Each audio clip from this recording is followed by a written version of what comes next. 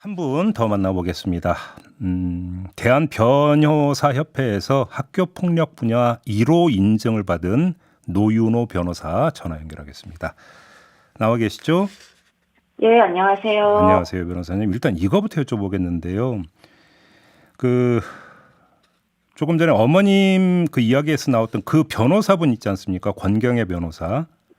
예, 예. 사건 수임을 맡았는데 재판에 가지 않아서 결국은 취하되어 버렸고 지금 소송 비용까지 다 떠나야 되는 처지에 내몰려 버렸는데 같은 변호사로서 이런 일이 발생할 수 있다고 혹시 상상하셨습니까? 저는 있을 수 없는 일이라고 보고요. 예. 왜냐하면 일단 기일이 잡히면 법원에서 이걸 놓칠까봐 문자랑 메일로도 변호사에게 확인을 하라고 통지를 합니다. 그런데 3번을 연속으로 해서 이렇게 불참을 했다라는 거는 네. 이건 뭐 의도적인가? 라는 생각이 들 정도로 정말 있을 수 없는 일이라고 말씀드리고 싶습니다. 아, 법원에서도 문자로 다시 그 기일을 고지를 해준다라는 말씀이세요? 네네, 확인을 하라고 통지를 합니다. 그런데도 안 갔다. 네. 뭐 그러니까 한 번은 뭐 그 몸이 아파서 쓰러져서 못 갔고 한 번은 그 수첩에 적어놓은 날짜를 잘못해서 못 갔다 이런 식으로 어머니한테 이야기를 했다는데 이런 일이 있을 수 있는 겁니까? 그리고 변호사가 직접 출석을 하지 못할 상황이 생기면 네. 저희가 이제 복대리라고 해서 다른 이제 법률 대리인이 대신 출석할 수 있는 그런 제도도 있거든요. 그런데 그런 것도 전혀 뭐 시도하지 않은 거니까 예. 그런 부분에서는 변명이 될 수가 없는 거죠. 저 어머니가 그 지금 잘못하면 그 상대 쪽 저기 소송 비용을 전부 다 물어내야 되는 상황으로 몰렸는데 이거 당연히 변호사가 책임져야 되는 거 아닙니까? 그래서 이게 이제 지금 법률 대리인의 지금 뭐 과실에 의해서 소가 지금 취하된 상황이다 보니까 예. 어찌 보면 이 변호인이 그 손해 발생한 부분에 대해서도 책임을 져야 되고 또 이 사건은 대한변호사협회에 진정을 하면 성실의무 위반으로 제명까지도 징계받을 수 있는 사안이라고 봅니다. 제명까지 갈 수 있는 사유입니까 이게? 예, 그렇습니다. 실제 그런 사례들이 있습니다. 아, 사례가 있습니까? 그럼 그러니까 지금처럼 뭐 불출석이 아니라 그 수임한 사건에 대해서 성실하게 의무를 다하지 않았다라는 이유로 해서 제명된 사례들이 있기 때문에 이 사건도 충분히 그에 준하는 사안이라고 봅니다. 대한변협에서 제명당하면 변호사 활동 못하는 거 아닙니까? 예, 그렇죠. 예, 그만큼 중대한 사안이라는 거죠.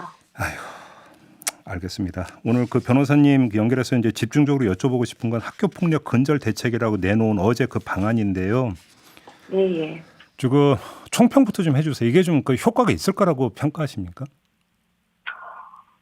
저는 좀 회의적인 입장을 말씀을 드리는데, 피해 학생들이 원하는 거는 지금 당장 안전하게 학교를 다니는 거거든요. 그렇죠. 그러니까 다시 말하면 학교 폭력이 발생하기 전으로 돌아가고 싶다라는 건데, 당정이 발표한 내용들을 보면 전부 가해 학생에게 학교 졸업 후에 불이익을 내리겠다라는 거예요. 예. 그러면 지금 당장 피해 학생들이 학교 생활로 복귀하는데, 이 대책들이 과연 무슨 도움이 될지 저는 회의적이라고 봅니다. 예. 조금 전에 어머님이 지금 말씀에 따르면 피해자인 주원 양이 오히려 그 전학을 가 학교 쪽에서 피해자한테 지금 전학 가라고 했다는 거잖아요.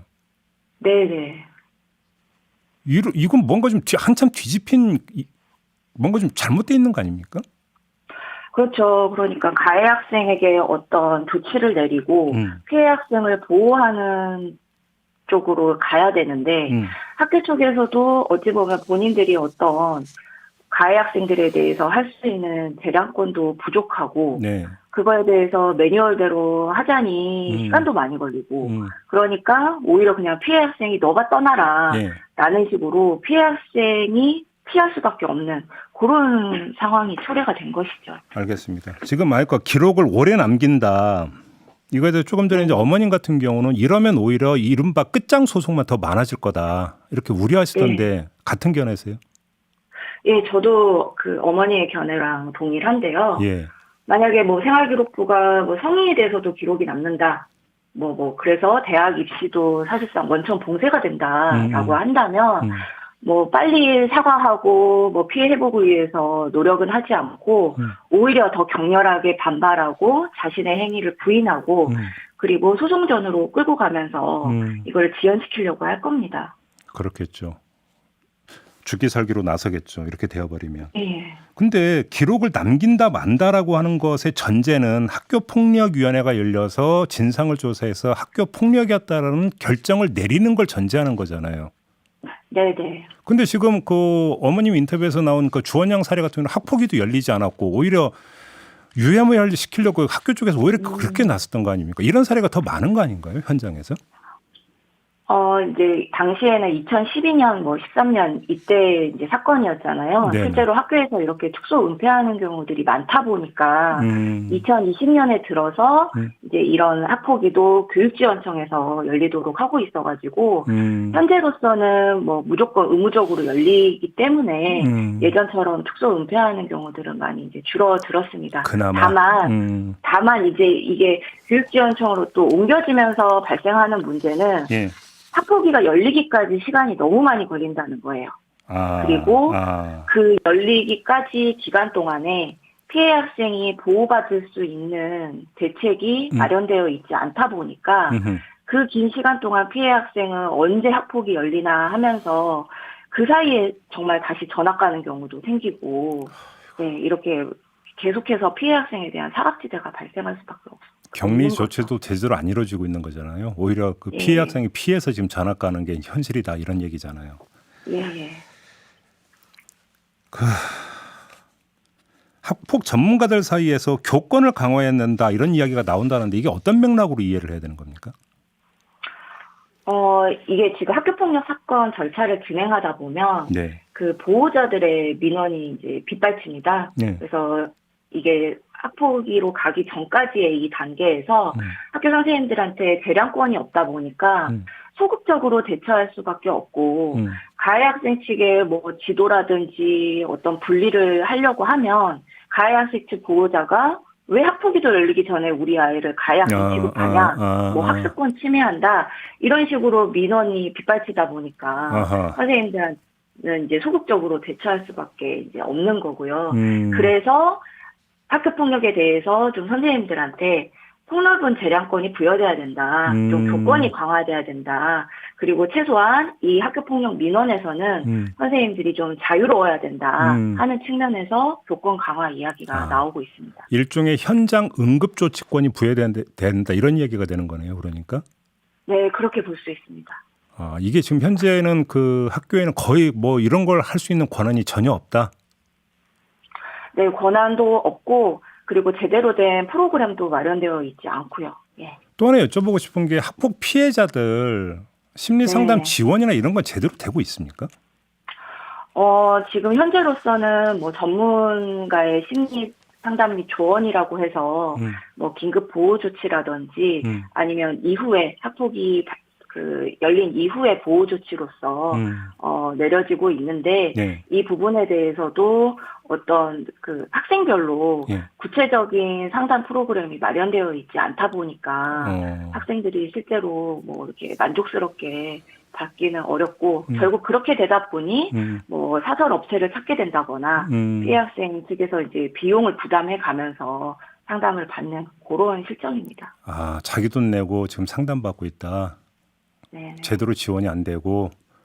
네네. 지금 현실 영역에서 보면 10년, 20년 지난 다음에 그러니까 내가 학폭 피해자고 저 사람이 가해했다라는 폭로가 나왔을 때 왜 이제 하느냐. 어떤 사람들은 이렇게 얘기를 하지만 그걸 거꾸로 해석하면 이게 평생 간다라는 거잖아요. 상처가. 그렇죠. 그런데 그거에 대해서 심리 지원이 제대로 안 되고 있다는 얘기예요, 이게?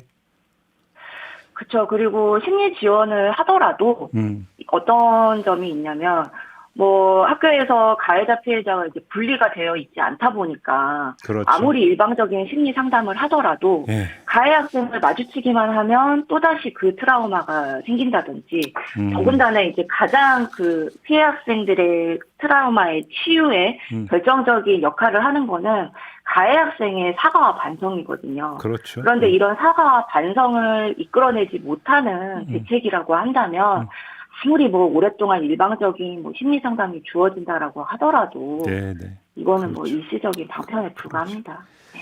시간이 다 됐는데 그러면 전문가로서 지금 그 대책 수립하고 있는 정부 여당한테 조언을 주신다면 이것부터 챙겨라 이런 조언을 주신다면 어떤 말씀 주시겠습니까? 사후적으로 가해 학생에게 불이익을 주는 데 초점을 맞추기보다는 네. 사건 발생 직후부터 피해 학생을 어떻게 보호할 것인지에 대한 중심으로 대책을 마련을 해야 되고요. 네. 그리고 마지막으로 박주원 양 사건에서도 어른들한테 도움을 요청했지만 학폭위가 열리지 않거나 그렇죠. 뭐 가피해자가 없음 이런 결론을 내린 거잖아요. 예. 학생들에게 신고하면 해결된다. 그리고 어른들의 도움을 받을 수 있다라는 거를 확실하게 보여줘서 별다른 용기를 내지 않고도 우리 학생들이 신고할 수 있도록 예. 그런 분위기를 마련을 해야 됩니다. 그렇죠. 따져보면 어른들이 어떻게 대하고 어떤 모습을 보이느냐가 참 가장 중요한 것 같아요. 여러 점에서. 알겠습니다. 자, 오늘 말씀 여기까지 듣도록 할게요. 고맙습니다, 변호사님. 예, 감사합니다. 네, 지금까지 노윤호 학교폭력 전문 변호사였습니다.